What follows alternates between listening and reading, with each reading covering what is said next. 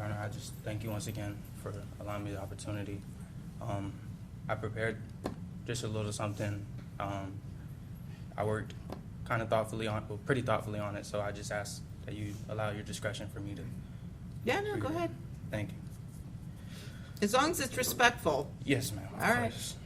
All right. Here we are, being sentenced for the murder of Charles Jones on the day he was killed 2 years later.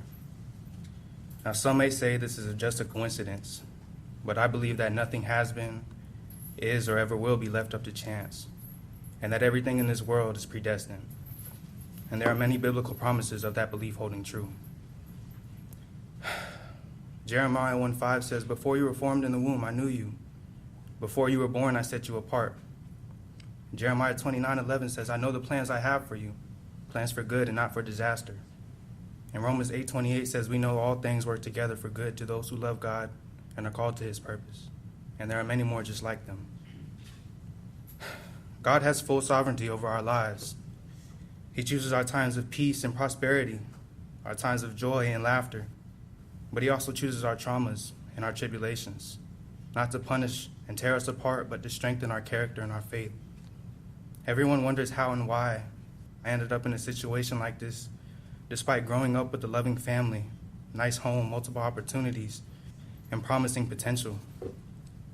Some act as if it is impossible or unheard of for someone like me to find themselves in a situation like this. But in reality, it is much more common than we think. It has been happening long before today. There is a parable Jesus shared with the world called the prodigal son, a son who had the nice home, loving family, servants. He had his every need catered to. Yet he still chose to take his inheritance and venture off to a far country where he indulged in prodigal living. He soon ran out of money, and a famine had struck the land he was in. And while that would have been enough signs for most to turn back, his eyes still hadn't opened, and he still hadn't come to his senses. Hungry and desperate, he found a job on a farm feeding pigs. And during these times, pigs and what they were fed were deemed as the filthiest, most impure, lowest of the low, and worst of the worst. But he was so hungry and so blind that the food he fed the pigs looked appetizing. That's when he finally came to his senses. He realized that even the servants back home had enough food to spare, yet here he is dying of hunger amongst pigs. After this eye-opening experience, he decided to return home. He was ashamed and planned to go to his father to ask for forgiveness and to become one of his servants because he no longer felt worthy to be called his son. But when he returned, his father embraced him with love and compassion, dressed him in the finest clothes and jewels, and celebrated his son's return with a feast, exclaiming, "This son of mine was dead and has come back to life. He was lost and is now found." It is not uncommon for good young men who come from good families to get lost in this world.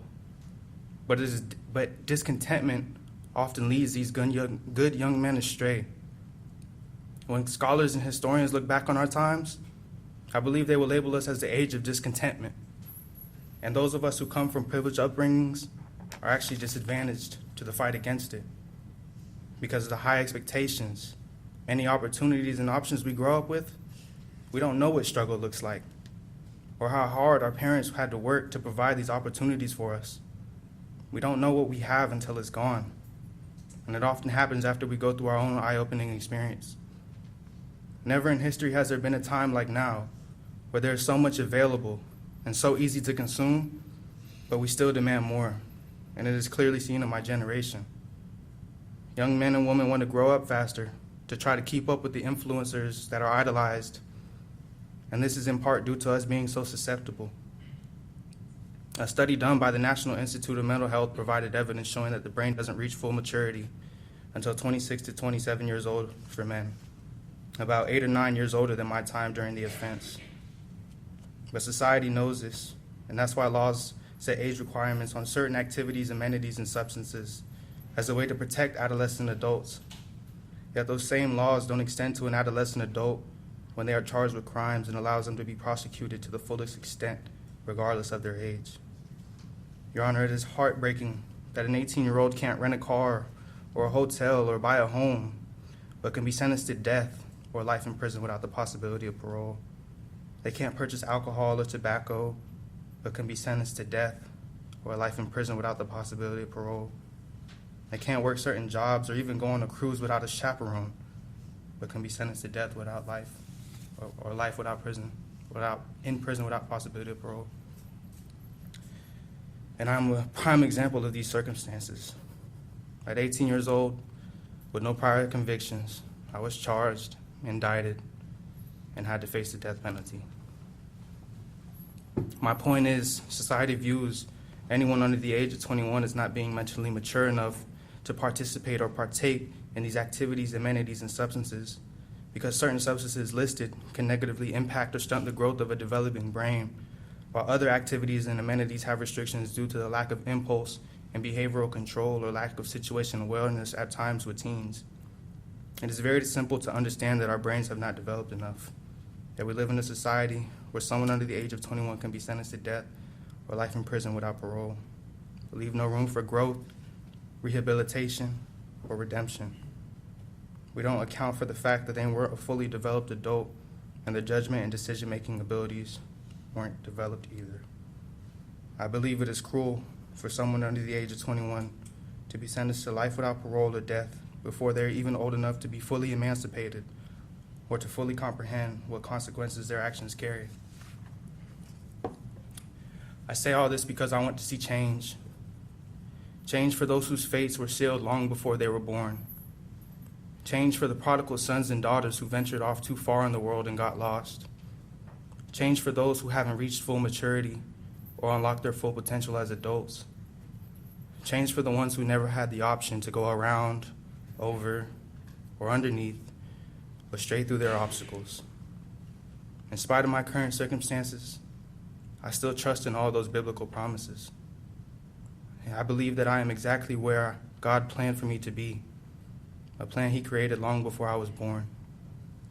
It is also my belief that this chapter of my life will propel me to a much greater purpose than what we see here today, because my journey has just begun. Thank you. Thank you, Mr. Gathright. I want to say something to like Jacksonville though too. So to my city, man, it ain't worth it, boy. Like it ain't worth it.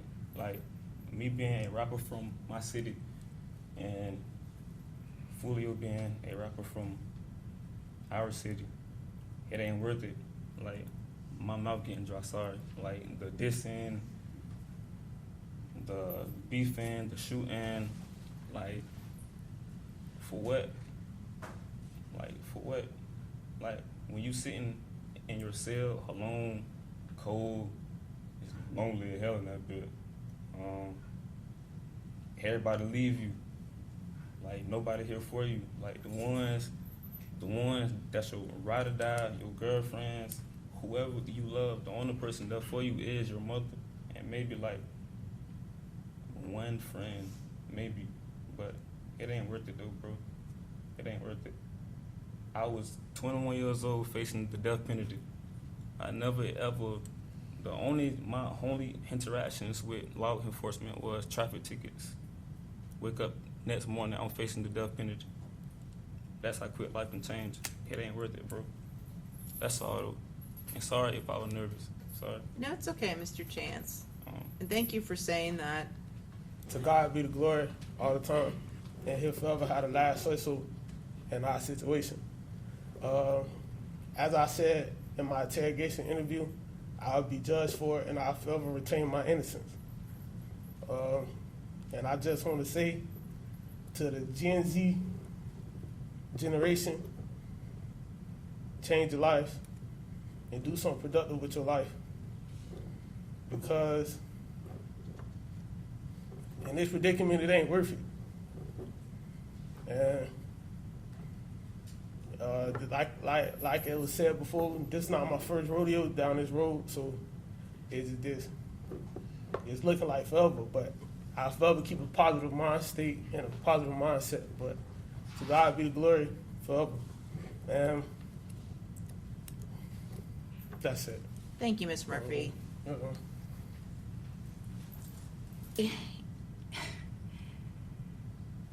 really don't know what to say about what's going on in Jacksonville. Again, and I don't know if it's getting better or not, but I was stunned. And when I was sitting there listening to the evidence and just the trail of dead bodies, just one young man after the next, just cut down in the prime of their lives. I mean, it's shocking. It is shocking. And I just can't believe that any community, if they're made aware of it, will stand by and put up with that. I mean, it's just tragic. And, you know, Mr. Jones did not deserve to die for what he did or the drill rap videos he made. But goodness gracious, going and desecrating the gravesite of a murdered relative is, you don't deserve to be killed for that, but you just increased your odds that it was going to happen. And that's the truth. That is the truth. So I'm not at all, again, stating that he deserved it, but it's just shocking. It's shocking to me. And I do have great sympathy for the defendants. You all, for the most part, are young men. And some of you have children. And now, for what? For what? Now, you're looking at life in prison. And what was it for? And I really appreciate Mr. Gathright and Mr. Chance really speaking to your community. Like, these decisions that are made can have unalterable changes that you can't come back from. There's no coming back from them. You either end up dead or incarcerated for life. And I feel like, you know, you gentlemen had much more to offer this world. You did, and you do. And so, in particular, you know, Mr. Rashad Murphy and Davion Murphy, listen, there's no question you guys had a difficult childhood. There is no question. The hand that you were dealt from Jump Street was not the best. There is no question about that. Again, it's not an excuse, but I do acknowledge it. Mr. Chance and Mr. Gathright, you all, unlike the Murphys, you all did have positive role models in your life. Mr. Chance, you had a dad that testified and appeared to be a good role model, and a stepfather that cared about you. And Mr. Gathright, as you acknowledged, you had so many opportunities that most people don't have. I mean, you started off, the hand that you were dealt, the cards that you were dealt were pretty good. They were pretty darn good. Better than the average person. So it's particularly hard. I am heartbroken for you. I'm heartbroken for your family members. I'm heartbroken for your children. I am. So I do have great sympathy. But you have been convicted, and it was a horrible crime that was committed, and there is a price to be paid, and there's just no way around that. I do find it remarkable, and I hope that you can maintain your positive outlook. Each of you still has a life of value. And going forward, the quality of the life that you have, every day will come down to the choices you make. And so I hope that you continue to make choices, and then you realize you do have value and you can contribute. And you started today by speaking to the members of your community, particularly the younger men, that this is not the way to go. It's not. It's not. Because look, we have Charles Jones is dead and 4 people who will now spend life in prison. And again, all for what? For what? Nothing. Over nothing. Turf warfare, drill rap videos. I mean, it really is nothing. So one thing I found that was, when I was listening to the testimony, I think when Robert Howard testified, he testified that Jacksonville was the new little Chicago. And I almost fell out of my chair, because I can't even imagine anyone in Jacksonville wanting that comparison. So I was curious. I looked it up, and who knows if this is accurate, but apparently in Chicago last year, there were 406 homicides. A quarter of that was gang-related. That's about 104 people dead. Poof, gone. For what? For what? So, I just want you all to know that, and I really do hope that, at least in the community of Jacksonville, that there are serious changes.